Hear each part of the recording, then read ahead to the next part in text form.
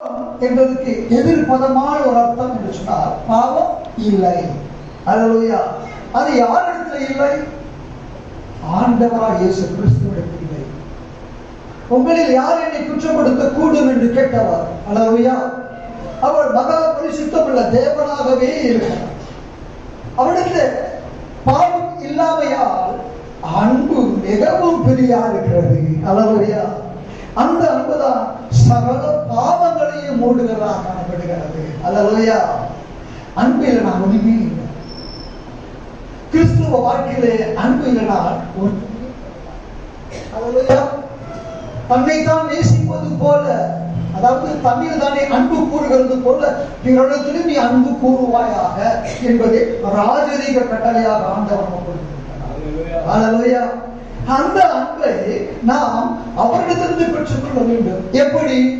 வாசிக்கலாம். ரோமர் 5:5.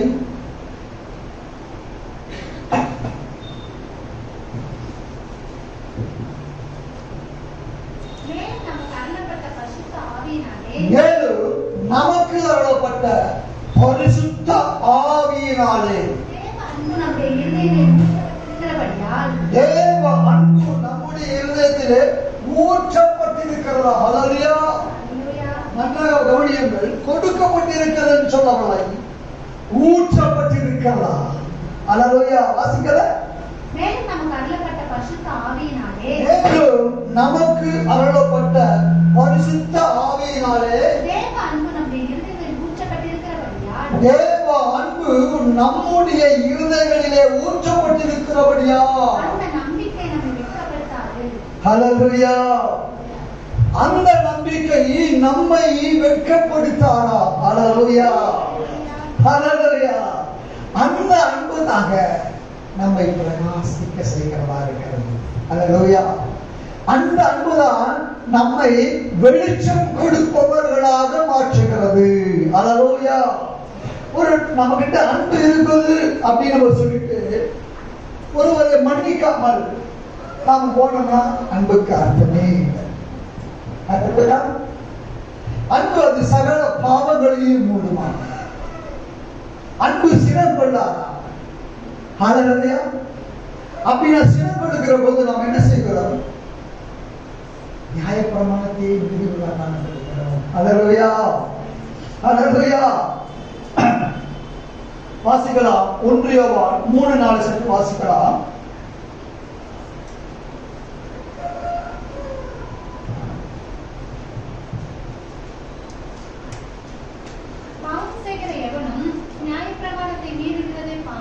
நியாய பிரமாணத்தை மீறுகிறதே பாவம். அல்லேலூயா.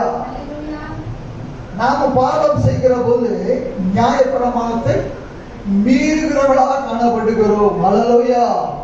அப்படின்னா நம்ம ஒவ்வொரு தடவையும் பாவம் செய்கிறோம். என்ன பாவம் அப்படின்னா தேவ சத்தத்துக்கு செவிப்படாத பாவம். இன்னைக்கு நம்ம தேவனுடைய சத்தத்தை கேட்கிறோம், ஆண்டவருடைய வார்த்தையை கேட்கிறோம் என்று சொன்னால் கீழ்ப்படிகிறது. தேவ ஊழியர்களை இருந்து கத்துகிறாங்க. ஏன் கத்துறாங்க? உங்களுடைய ஆத்மா அழிந்து போக கூடாது என்பதற்காக, உங்களுடைய ஆத்மா பரலோகத்திற்கு வர வேண்டும் என்பதற்காக தான் இத்தனை சிரமப்பட்டு தேவ வார்த்தைகளை தேடி எடுத்துக் கொண்டு வருகிறார்கள். தேவ சமுத்திர காத்திருந்து கொண்டு வருகிறார்கள். அல்லேலூயா. சாதாரணமாக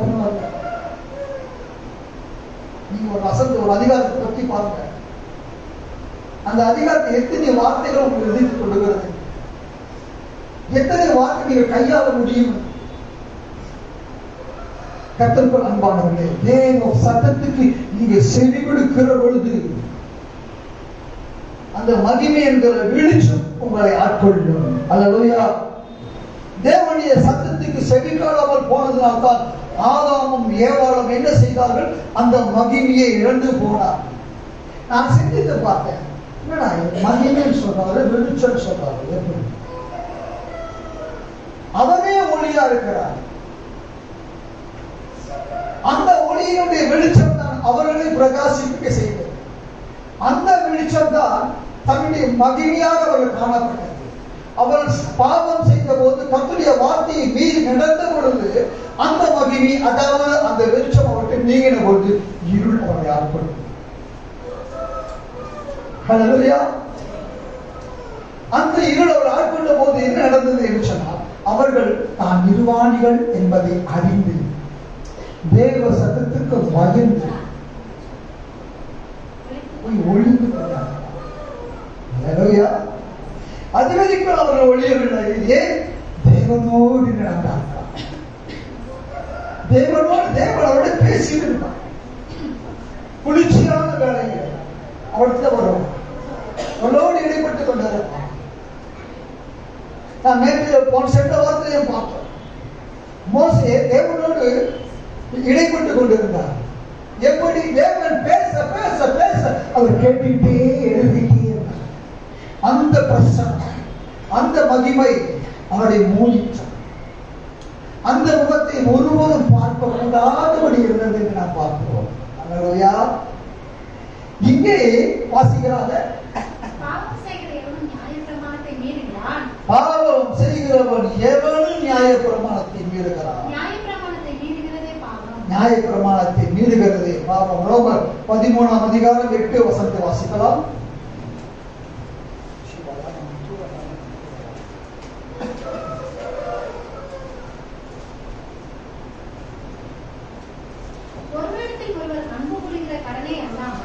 ஒருவரிடத்தில் ஒருவர் அன்பு கூறுகிற கடனே அல்லாமல் மற்றொன்றிலும் ஒருவனுக்கும் கடன்படாதிருங்கள். மற்றொன்றிலும் ஒருவனுக்கும் நீங்கள் கடன்படாதிருங்கள். பிறனிடத்தில் அன்பு கூறுகிறவன், பிறனிடத்தில் அன்பு, நல்ல கவனிங்க, பிறனிடத்தில் அன்பு கூறுகிறவன் நியாயப்பிரமாணத்தை நிறைவேற்றுகிறான். நியாயப்பிரமாணத்தையே நிறைவேற்றுகிறான். அல்லேலூயா. 9:10 எப்படி என்றால், விபச்சாரம் செய்யாதிருப்பாயாக, விபச்சாரம் செய்யாதிருப்பாயாக, கொலை செய்யாதிருப்பாயாக, கொலை செய்யாதிருப்பாயாக, களவு செய்யாதிருப்பாயாக, களவு செய்யாதிருப்பாயாக, பொய் சாட்சி சொல்லாதிருப்பாயாக, பொய் சாட்சி சொல்லாதிருப்பாயாக, இச்சியாதிருப்பாயாக, இச்சியாதிருப்பாயாக என்கிற இந்த கற்பனைகளும் வேற எந்த கற்பனைகளும் ஒருவரிடத்தில் நீ அன்பு கூறுகிறது போல பிறனிடத்திலும் அன்பு கூறுவாயாக என்கின்ற ஒரே வார்த்தையிலே தொகையாய் அடங்கி இருக்கிறது. ஒரே வார்த்தையில எல்லாமே தொகையா அடங்கி இருக்கிறதா? அன்பானது பிறனுக்கு பொல்லாங்கு செய்யாது. அன்பு பிறனுக்கு பொல்லாங்கு செய்யாது. ஆதலால் அன்பு நியாயப்பிரமாணத்தின் நிறைவேறுதலாய் இருக்கிறது. அன்பு நியாயப்பிரமாணத்தின் நிறைவேறுதலாய் இருக்கிறதா? அல்லேலூயா. அல்லேலூயா. எனவேதாங்க அன்பு முக்கியம். ஆண்டவருக்கு அந்த அன்பு மிகுதியாக இருந்ததுனால தான் ஆண்டவர் சிலுவையிலே தொங்கிக் கொண்டிருக்கின்ற போது கூட, இதாவே இவர்களுக்கு மன்னியும், இவர்கள் செய்வது என்னதென்று அறியாதிருக்கிறார்கள் சொல்லி நம்ம அல்லேலூயா. அந்த அன்பு தன்னை உபத்திரவப்படுத்தினவர்களை, தன்னை சித்திரவதை செய்தவர்களை, தன்னை சிலுவையில் அறைந்தவர்களை, தன்னை அவமானப்படுத்தினவர்களை மன்னிக்கும்படியாக எழும்பின அந்த அன்பு. அல்லேலூயா. அந்த அன்பு நம்மளுக்கு இருக்கணும். அப்பதான் நம்முடைய முகம் பிரகாசமா இருக்கும். அல்லேலூயா. அல்லேலூயா. ஒரு சுவிசேஷனுடைய மனைவி வீட்டுக்கு ஆள் வேணும்னு கேட்டிருந்தார். ஒரு அம்மா வீட்டுக்கு வேலைக்காக வந்தாங்க. அந்த அம்மாவை பார்த்தா வீட்டு வேலை செய்யற மாதிரி இல்ல, ஆபீஸ்ல வேலை செய்யற மாதிரி. அந்த அம்மா கேட்டாங்க, சுவிசேஷனுடைய மனைவி, நான் வீட்டு வேலைக்கு தான் ஆளை கேட்டேன். அந்த அம்மா சொன்னாங்க, வந்தவங்க, நானும் வீட்டு வேலைக்கு தான் வேலைக்கு வந்தேன். சரி, வேற வழியில சொல்றேன்.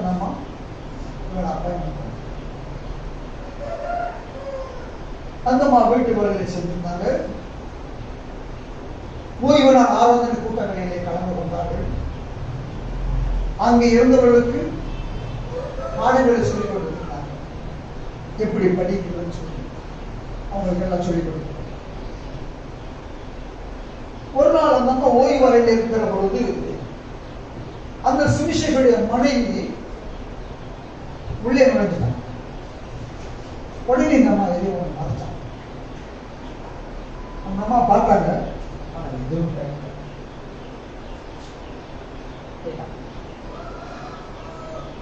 இரண்டாவது முறையும் அந்த ஓய்வறைக்குள் அந்த அம்மா நுழைகிற பொழுது இந்த வேலைக்கு வந்த அந்த அம்மா எதையோ ஒன்று மறைச்சாங்க. அந்த அம்மா அப்பதான் கேட்டாங்க, என்ன இது, என்ன மறைக்கிற? அதுக்கு அந்த வேலை செய்யற அம்மா சொல்லிச்சு, இல்லம்மா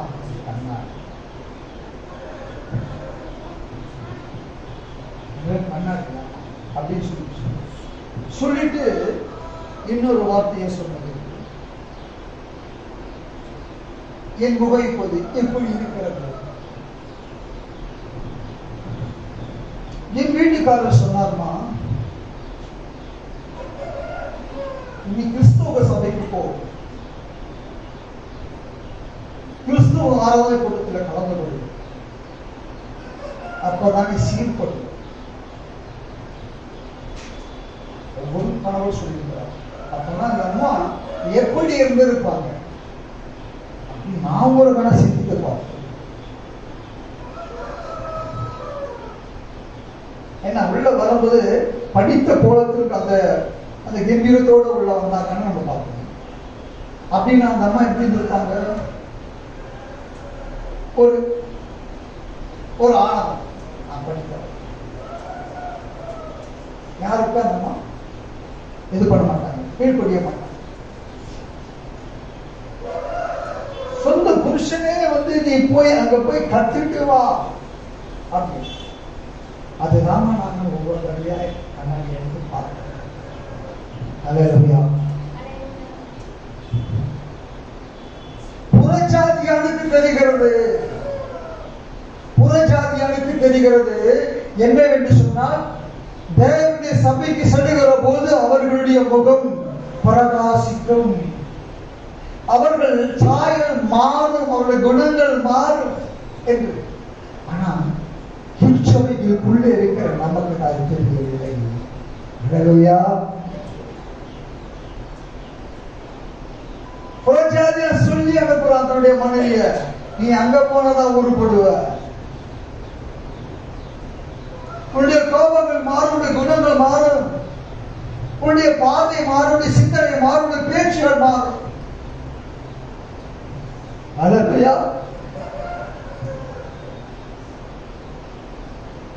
அவங்களே சொல்றான், என்னென்ன நான் இப்ப பரவாயில்ல. அங்க புருஷன் சொல்றான், என்னென்ன இப்ப பரவாயில்ல, இப்பதான் நிச்சயமா இருக்குது, உன் மனம்லாம் மாறி இருக்கு. அல்லேலூயா. ஆனால் திருச்சபைக்குள்ள இருக்கிற நம்முடைய குணங்கள் மாறி இருக்கிறதா? வெளியில இருக்கிறவங்களுக்கு தெரியுது, உன்னை பார்க்கிற போது உன்னை கையெடுத்து கும்பிடுன்னு நினைக்கிறாங்க. உன்னை இந்த உலகமே பார்த்து கொண்டிருக்கிறது. ஏன் சொன்னா நீ இந்த உலகத்திற்கு வெளிச்சமா இருக்கிறாய். இந்த உலகம் உன்னை நோக்கி கொண்டிருக்கிறது, உன்னை பார்த்து கொண்டிருக்கிறது. நீ எப்படி இருக்கிறாய்? முதல்ல எப்படி இருந்த? பரவாயில்ல, என்னென்ன சண்டை போட்டு எப்படி நான் பேசிட்டு இருந்தேன். அல்லேலூயா. இப்ப எப்படி இருக்கிறவருடைய பேச்சு எப்படி இருக்கிறது? முதல்ல எப்படி நடந்த? என்ன மாதிரியான உடையை உடுத்திக் கொண்டிருந்தார்? இப்பொழுது என்ன மாதிரியான உடையை உடுத்திக் கொண்டிருக்கிறார்? அல்லேலூயா. மாற்ற வேண்டும், மாற்ற வேண்டும். நாம் எல்லோரும் மாற வேண்டும்.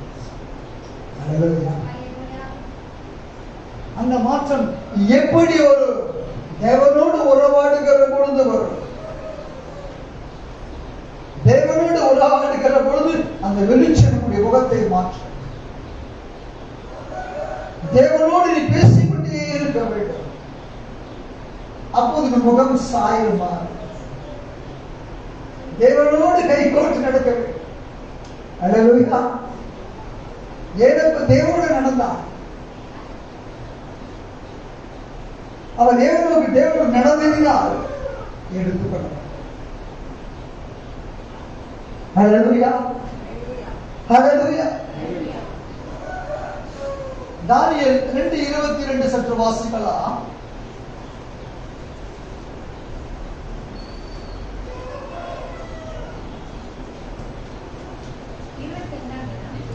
வசனம் 22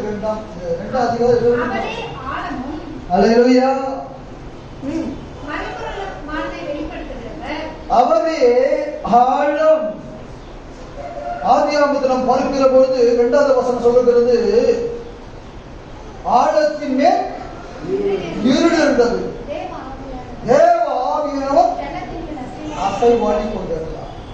அல்லேலூயா. அவரே ஆழமும்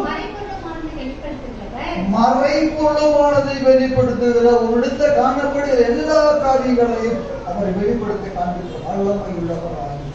அல்லேலூயா. அந்த தேவனுடைய வெளிச்சமாவது உன் எண்ணத்திலே படுகிற பொழுது உன் எழுத்த காணப்படுகிற இருளான காரியங்கள் அனைத்தும் அவர் வெளிப்படுத்துகிறார். அல்லேலூயா. இருளில் இருக்கிறதை அவர் அறிவார். முடியாது. வெளிச்சம் அவரிடத்திலே தங்குமா. அல்லேலூயா, ஹல்லேலூயா. நம்மிடத்தில் வெளிச்சம் தங்குமா? நம்மிடத்தில் வெளிச்சம் தங்குமா? அல்லேலூயா.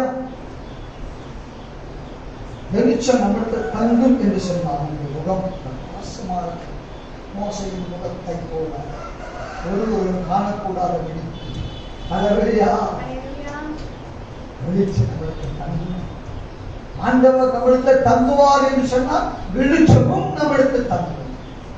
அல்லேலூயா, அல்லேலூயா. சங்கீதம் 27:1 சற்று வாசிக்கலாம்.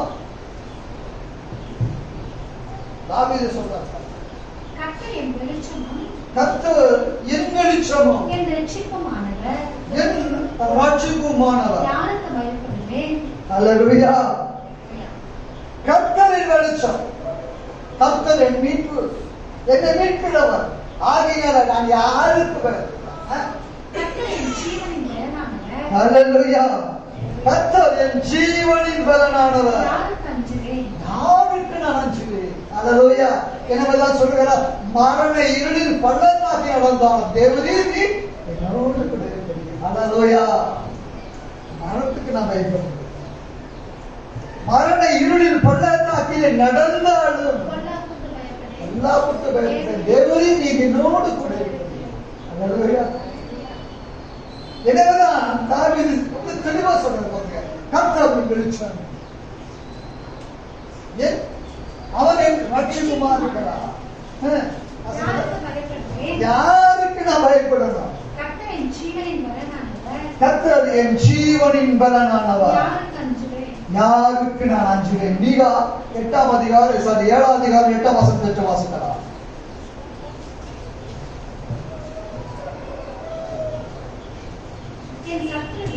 என் சத்துருவே,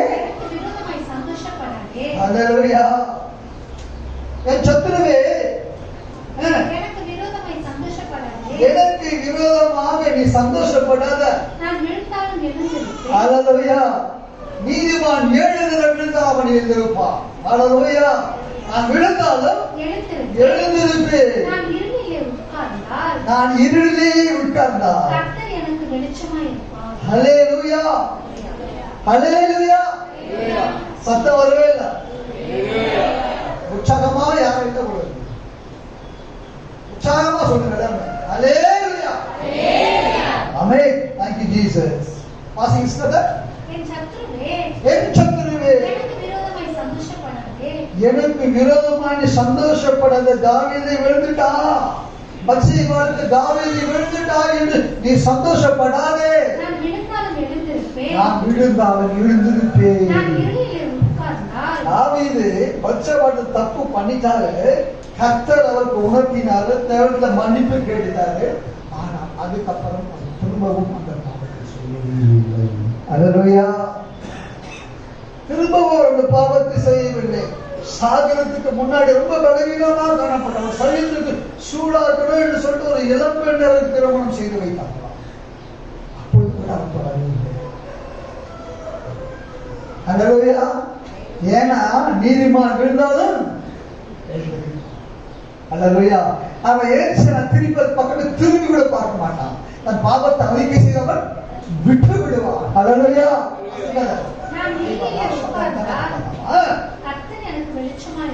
கர்த்தர் எனக்கு வெளிச்சமாய் இருப்பார். அல்லேலூயா. அல்லேலூயா. நீதிமொழிகள் 4:18 சற்று வாசிக்கலாம்.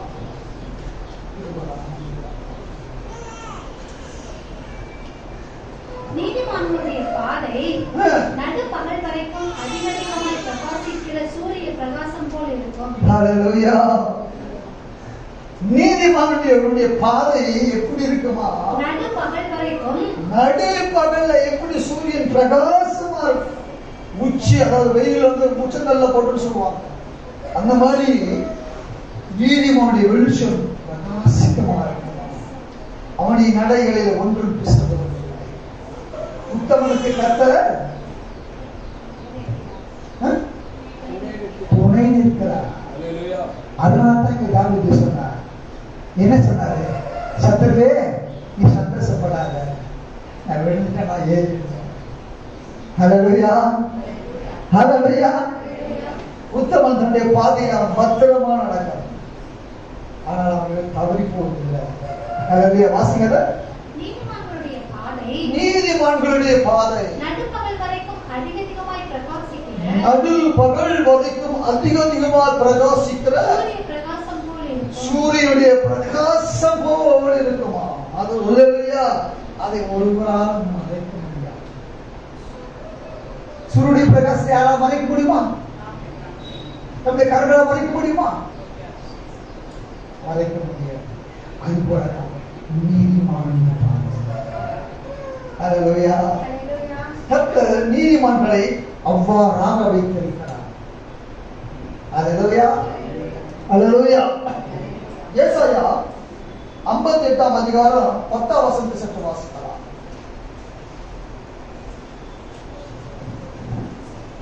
பசி இல்லத்தில் உன் ஆத்துமாவை சாய்த்து சிறுமைப்பட்ட ஆத்துமாவை திருப்தியாக்கினால், அப்பொழுது இருளில் உன் வெளிச்சம் உதித்து உன் அந்தகாரம் மத்தியானத்தை போலாகும். அல்லேலூயா. எப்படியா? பசி உள்ளவரிடத்தில் உன் ஆத்துமாவை சாய்த்து, பசி உள்ளவரிடத்தில் உன் ஆத்துமாவை சாய்த்து, சிறுமைப்பட்ட ஆத்துமாவை திருப்தி. அதுதான் என்ன கேட்டீங்கன்னா, உன்னிடத்திலே அன்பு கூறுகிறது போல பிறரிடத்திலும் அன்பு கூறுவாயாக. உனக்கு பசிக்குது, அது போல மட்டும் சாப்பிடுறேன், நல்லா சாப்பிடுறேன், அவனும் சாப்பிடுறேன், அவன் பசியை அடக்கிறேன், அதுக்கு என்ன செய்யும்? அதுக்கு நமக்கு உதவி செய்யும். அல்லேலூயா. நாம மட்டும் எல்லாரும் சாப்பிட்டு நிம்மதியா கும்பகரணை போல தூங்கிட்டு இருந்தோம்னா கர்த்தருடைய வார்த்தைக்கு நம்ம மதிப்பு கொடுக்கிறவங்களா இருக்கும். அல்லேலூயா. வாசிங்க சிஸ்டர். பசி உள்ளவரிடத்தில் உன் ஆத்துமாவை சாய்த்து, பசி உள்ளிடத்தில் உன் ஆத்துமாவை சாய்த்து சிறுமைப்பட்ட ஆத்துமாவை திருப்தியாக்கினால். அல்லேலூயா. சிறுமைப்பட்ட நீங்கள் சிந்திக்கிறவன் பாக்கியவான். 47 சங்கீதம் 1 வாசிங்க.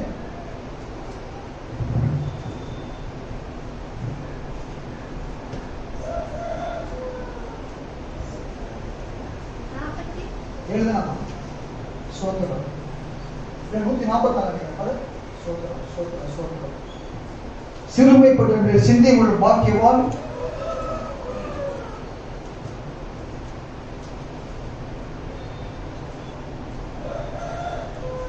கர்த்தர் அவன் படுகையை மாற்றி போடுவார். சோத்திரம்.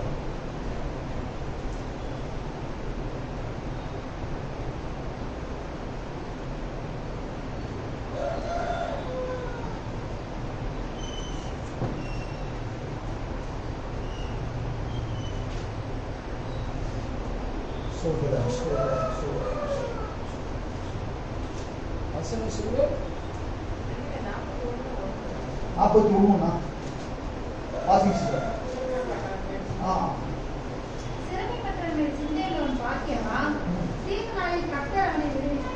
அல்லேலூயா.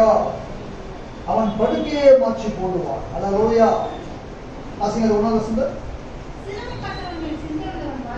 சிறுமைப்பட்டவர் மேல் சிந்தையா நாம இருக்கணும். நாம சிந்தி அவர் மேல அந்த சிறுமைப்பட்ட ஜனம் கஷ்டப்படுகிற போது அவர் ஏதாவது நம்ம உதவி செய்யணும் என்ற எண்ணம் நமக்குள்ள வருவாங்க. நாம மற்றவர்களுக்கு உதவி செய்கிற போதுதான் ஆண்டவர் நமக்கு நம்முடைய தீங்கினால் அல்லேலூயா. சிறுமை அந்த ஜனக்கு அப்படிதான்ப்பா அப்படின்னு நம்ம நினைக்க கூடாது. நம்மளால் இயன்ற உதவிகள், என்ன செய்ய முடியும், சக்திக்கு என்ன முடியும், உன் திராணிக்கத்தக்க உதவிகளை அவர்கள் செய்ய. அல்லேலூயா. அப்போது ஆண்டவர் நம்மை தீமை நினைப்பார். அல்லேலூயா. வாசிக்கல அப்படியே. கர்த்தர் அவனை பாதுகாத்து அவனை உயிரோடு வைப்பார். பூமியில் அவன் பாக்கியவானாய் இருப்பான். அல்லேலூயா. கர்த்தர் அவனை பாதுகாத்து உயிரோடு வைப்பாரா? யார் மேல சிந்தை உள்ளவனை? எளியவர்கள் மேல் சிந்தை உள்ளவனை. அல்லேலூயா. நீங்க அப்ப 58:10 வாசிங்க அப்படியே. ஏசாயா. பசி உள்ளவரிடத்தில் உன் ஆத்துமாவை சாய்த்து, பசி உள்ளவரிடத்தில் உன் ஆத்துமாவை சாய்த்து, சிறுமைப்பட்ட ஆத்துமாவை திருப்தி ஆக்கினார். சிறுமைப்பட்ட ஆத்துமாவை திருப்தி ஆக்கினார். அப்பொழுது இருளில் உன் வெளிச்சம் உதித்து, அல்லேலூயா. இருளில் உன் வெளிச்சம் உதித்து அந்தகாரம் மத்தியானத்தை போல ஆகும். அந்தகாரம் மத்தியானத்தை போல ஆகும். அந்த இருள் எப்படி ஆகுமா? மத்தியானத்தில் எப்படி சூரிய வெளிச்சம் இருக்குமோ அது போல ஆகும். அல்லேலூயா. அல்லேலூயா. 8ஆம் வசனம் அப்படியே வச்சு மேல வாசிங்க. ஆமா. அப்படி செய்கிற போது விடியற் கால வெளுப்பை போல உன் வெளிச்சம் எழும்பி உன் சுக வாழ்வு சீக்கிரத்தில் துளித்து உன் நீதி உனக்கு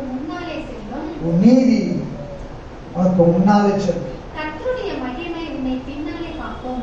கர்த்தருடைய மகிமை உன்னை பின்னாலே காக்கும். அல்லேலூயா. என்ன வாசிங்க. அப்போது விடியற்கால வெளுப்பை போல உன் வெளிச்சம் எழும்பி உன் சுக வாழ்வு, உன் வீட்டில் இருக்க கஷ்டம் வேதனைகள் எல்லாம் சீக்கிரத்துல முடிவுக்கு வரும்.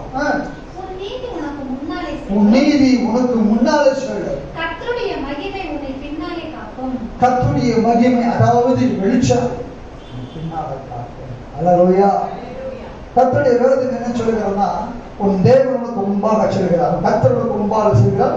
உன் தேவன் பிறகாலே உன்னை காக்கவராயிருப்பார். அல்லேலூயா. இங்க பார்க்கிற போது அவருடைய வெளிச்சம் நம்மை காக்கிறதா இருக்கிறார். அல்லேலூயா. அல்லேலூயா. எபேசியர் 5:8 சற்று வாசிக்கலாம்.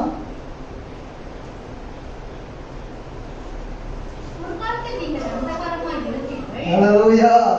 முற்காலத்தில் நீங்கள் அந்தகாரமாய் இருந்தீர்கள், அதாவது இருளிலே இருந்தீர்கள். இப்பொழுதோ கர்த்தருக்குள் வெளிச்சமாய் இருக்கிறீர்கள். அல்லேலூயா. அல்லேலூயா. வெளிச்சத்தின் பிள்ளைகளாய் நடந்து கொள்ளுங்களாம்.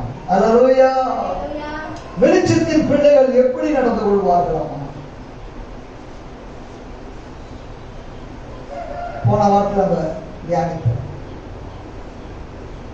வெளிச்சம் எங்கிருந்து வருது? முதலாவது வீட்டில். மத்தேயு 5:16 வாசிக்கலாம் சிஸ்டர்.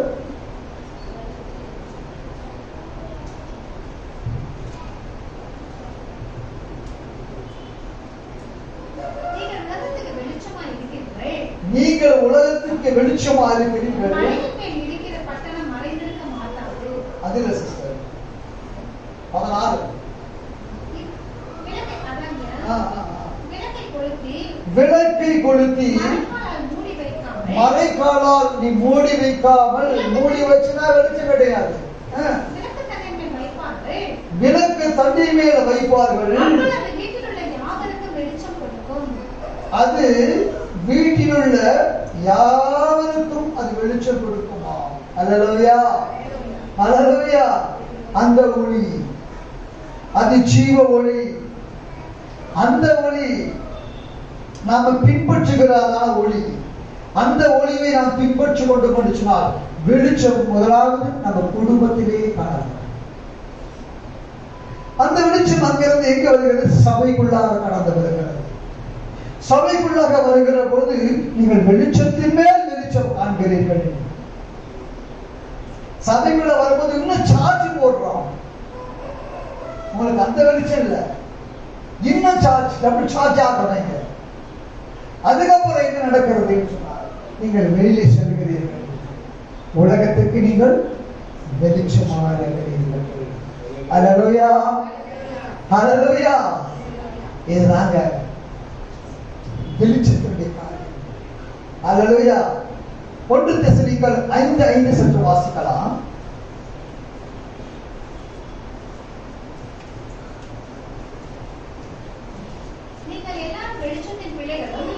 நீங்கள் எல்லோரும் வெளிச்சத்தின் பிள்ளைகளும் பகலின் பிள்ளைகளுமாக இருக்கிறீர்கள். நாம் இரவுக்கும் இருளுக்கும் உள்ளானவர்கள் அல்ல. ஹல்லேலூயா. நீ போனீனா பிசாசுனை பார்த்து பயப்படலாம். ஹல்லேலூயா. நான் ஏற்கனவே உங்களுக்கு சொல்லியிருக்கேன், எல்லாரும் தெரியும். ஒரு ஊழியக்காரர் தாம்பரத்துல கடைக்கு வருவாராம். கிளம்புனார்னா நீங்க எங்கோட மீட்டிங் எடுக்க வச்சுக்கோங்க, அங்க இருக்கிற பிசாசுகள் நடக்கும். நான் அந்த வசனத்தை தியானிக்கிற போது அந்த வார்த்தையை ஆவியானவர் தந்து அதை தியானிக்கிறேன். எத்தனையோ ஒரு வெளிச்சம் எத்தனையாக அவருடைய ஒளி அந்த கங்கி இருந்தது. அவர் வீட்டை விட்டு கிளம்புறாருன்னு ஐயோ ஐயோ என திருத்தத்துக்கு வரானே விசுவாசிக்காரங்க. நீங்களும் வெளிச்சத்தின் பிள்ளைகளாக இருக்கிறீர்கள். நீங்க எதுக்கும் பயப்பட வேண்டியதில்லை. ஒரு சிலரை பாருங்க, விசுவாசத்தை ஆடினவனே அவங்க பயந்துருவாங்க. நான் போறோம்பா அவர்கிட்ட அந்த அதிகாரம் இல்லாம இருக்கிறது. நீங்க பிசாசுகளை விரட்டலாம், அதிகாரம் கொடுத்திருக்கிறார். அதை உன்னை பார்த்த உடனே அலறினாது. உன் கண்களை பார்த்த உடனே ஐயோ என்று அழகு ஓட வேண்டும் விட்டு நான் ஓடுவேன் சொல்லணும். அதுதான் பிரகாசம். ஹல்லேலூயா, ஹல்லேலூயா. பிரகாசம். நம்ம ஆண்டவர் எப்படி இருக்கிறாரா? சங்கீதம் 118 27 சென்று வாசிக்கலாம்.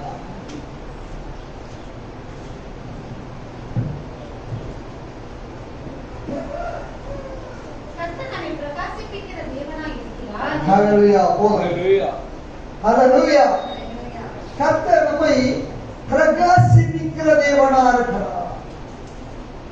நம்மை அவர் தேடுகிற பொழுது, எப்பொழுது அதிகாலையில் தேடுகிறவனை கண்டடைவீர்கள். ஹல்லேலூயா. ஸ்தோத்திர பலியிடுகிறவர் தேவனை மகிமைப்படுத்துகிறார். நாம் அவரை மகிமைப்படுத்த நமக்குள்ளாக சார்ஜ் ஆயிட்டே. ஹல்லேலூயா. உன்னை வெளிச்சம் பிள்ளையாக அவர் எடுத்து பயன்படுத்துகிற நாள் வரும். யாரெல்லாம் நீங்க அபிஷேகம் பெற்றிருக்கிறீர்களோ அவர்களுக்குள்ளாக அந்த பரிசுத்த ஆவியினுடைய அன்பு ஊற்றப்பட்டிருக்கிறது. அந்த அன்பு சகல பாவங்களையும் மேற்கொள்ளத்தக்கதாக சகல பாவிகளிடத்திலும் அன்பு செலுத்தக்கூடியதாக இருக்கிறது. அல்லேலூயா. அவருடைய நமக்கு ஊற்றப்பட்டிருக்கிற அந்த அன்பு பாவியாக மற்றவங்க நம்ம கிட்ட வந்தாங்கன்னா நம்ம அவங்க திறமை தரலாம். ஆண்டவர் மிக அழகாக சொல்லிட்டார்.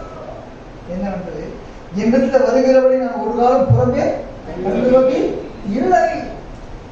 ஏன் எல்லாரும் நான் தெரிந்து கொள்ள மாட்டேன். அல்லேலூயா. பிதாதான் அவனிடத்தில் அனுப்புறாரு. இதான அவர்கிட்ட அங்க போ அப்படின்னு. அல்லேலூயா. அது போலத்தான் நீங்க வெளிச்சத்தின் பிள்ளைகளாக இருக்கிறீர்கள். வெளிச்சம் உங்களை இன்னும் அதிகமாக பிரகாசிக்க செய்ய வேண்டும் அப்படின்னு சொன்னா நாமும் கர்த்தருடைய வார்த்தைக்கு கீழ்ப்படிந்து மேலுமாக நாம் நடக்க வேண்டும். அல்லேலூயா. எபேசியர் 5:8 வாசிக்கலாம்.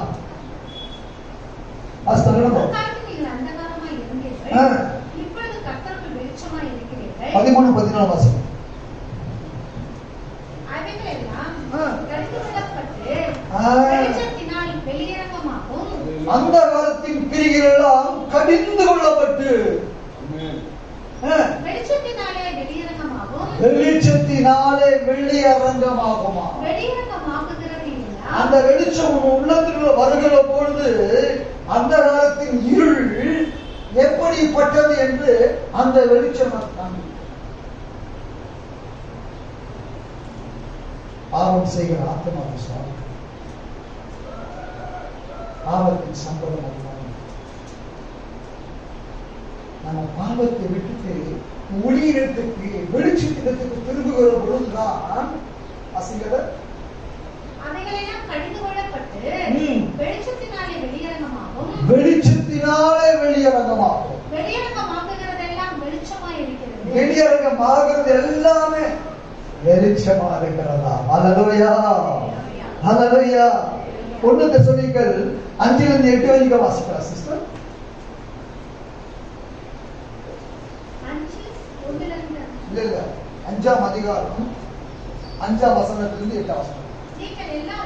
நீங்கள் எல்லோரும் வெளிச்சத்தின் பிள்ளைகளும் வெளிச்சத்தின் பிள்ளைகளும் பகலின் பிள்ளைகளுமாய் இருக்கிறீர்கள். நாம் இரவுக்கும் இருளுக்கும் உள்ளானவர்கள் அல்லவே. ஆமென். ஆகையால் இருளுக்கு ஒளிக்கும் வித்தியாசம், ஐக்கியம் கிடையாது. விசுவாசிக்கும் அவிசுவாசிக்கும் சம்பந்தம் ஏது? அல்லேலூயா. நம்ம ஒளியின் பிள்ளைகள், வெளிச்சத்தின் பிள்ளைகள். இருளானது பற்றிக்கொள்ளாது.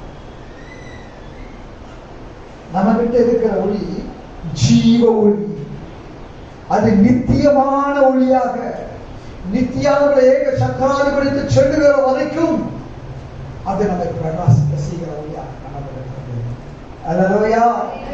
அல்லேலூயா. வாசிக்கலாத. ஆகையால் மற்றவர்கள் தூங்குகிறது போல நாம் தூங்காமல் விழித்து கொண்டு தெளிந்தவர்களாய் காணப்பட வேண்டும். தூங்குகிறவர்கள் ராத்திரியிலே தூங்குவார்கள், வெறிக்கொள்ளுகிறவர்கள் ராத்திரியிலே வெறிக்கொள்ளுவார்கள். பகலுக்கு உரியவர்களாகிய நாமோ தெளிந்தவர்களாய் இருந்து நல்ல கவனிங்க. என்று சொல்றத இருள் இருக்கிறவங்க என்னென்ன செய்யறாங்க அதையும் சொல்றாங்க. ஆனால் பகலுக்குரியவர்களாகி நாம் தெளிந்தவர்களாக காணப்பட வேண்டுமா? விசுவாசம், அன்பு என்னும் மார்க்கவசத்தையும். விசுவாசம் எங்க? தேவனுக்கு விசுவாசம். அன்பு தேவனுக்கு அன்பு. ரட்சிப்பின் நம்பிக்கை என்னும் கடைசியாவையும் கற்றுக் கொண்டிருக்க கடவோம். ஹல்லேலூயா. ரட்சிப்பு அதாவது மீட்பு எனக்கு உண்டு என்ற ஒரு நம்பிக்கை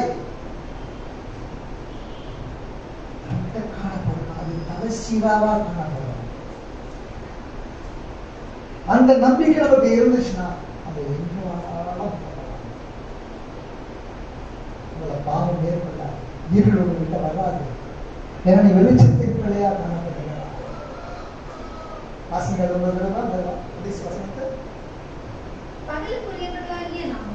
பகலுக்கு உரியவர்களாகிய நாமோ தெளிந்தவர்களாய் இருந்து விசுவாசம், அன்பு என்னும் மார்க்கவசத்தை தரித்தவர்களாக ரட்சிப்பின் நம்பிக்கை என்னும் தலைசீராவையும் தரித்துக் கொண்டிருக்க கடவோம். அல்லேலூயா. ரட்சிப்பு என்னும் தலைசீராவை தரித்துக் கொண்டவர்களாகவும் காணப்பட வேண்டுமா? அல்லேலூயா. ஏசாயா 2ஆம் அதிகாரம் 5ஆம் வசனத்தை சற்று வாசிக்கலாம்.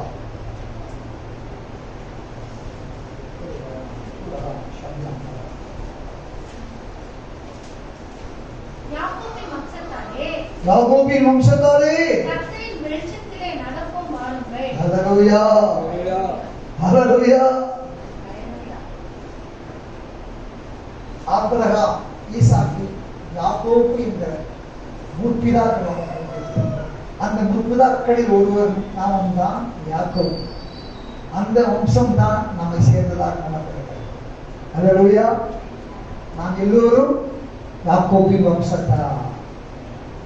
எனவே நம்மை பார்த்துதான் இங்கே வேதம் சொல்லுகிறது. சொல்லுங்க, யாக்கோபின் வம்சத்தாலே கர்த்தரின் வெளிச்சத்திலே நடப்போம் வாருங்கள். கர்த்தரின் வெளிச்சத்திலே நடப்போம் வாருங்கள். ஹல்லேலூயா. ஹல்லேலூயா. 5:8 சற்று வாசித்து முடிக்கலாம். எபேசியர். முற்காலத்தில் நீங்கள் அந்தகாரமாய் இருந்தீர்கள். முற்காலத்தில் நீங்கள் அந்தகாரமாய் இருந்தீர்கள். இப்பொழுதோ கர்த்தருக்குள் வெளிச்சமாய் இருக்கிறீர்கள். இப்பொழுதோ கர்த்தருக்குள் வெளிச்சமாய் இருக்கிறீர்கள். வெளிச்சத்தின் பிள்ளைகளாய் நடந்து கொள்ளுங்கள். வெளிச்சத்தின் பிள்ளைகளாய் நடந்து கொள்ளுங்கள். யாக்கோபின் வம்சத்தாரே, வாசிங்க. யாக்கோபின் வம்சத்தாரே, கர்த்தரின் வெளிச்சத்திலே நடப்போம் வாருங்கள். கர்த்தரின் வெளிச்சத்திலே நடப்போம் வாருங்கள். ஹல்லேலூயா. நீங்கள் திருச்சபைக்கு வருகிற போதெல்லாம் நாம எங்க இருக்கிறோம் என்று சொன்னால் யாக்கோபின் வம்சத்தாராய் இருக்கிறோம். அது மாத்திரமல்ல, கர்த்தருடைய வெளிச்சத்திலே நாம் நடப்பவர்களாக நடப்படுகிறோம். ஹல்லேலூயா. இந்த வசனத்தின்படியே கர்த்தருடைய ஆவியானவர் நம்ம யாவரையும் நடத்துவாராக. ஆமென்.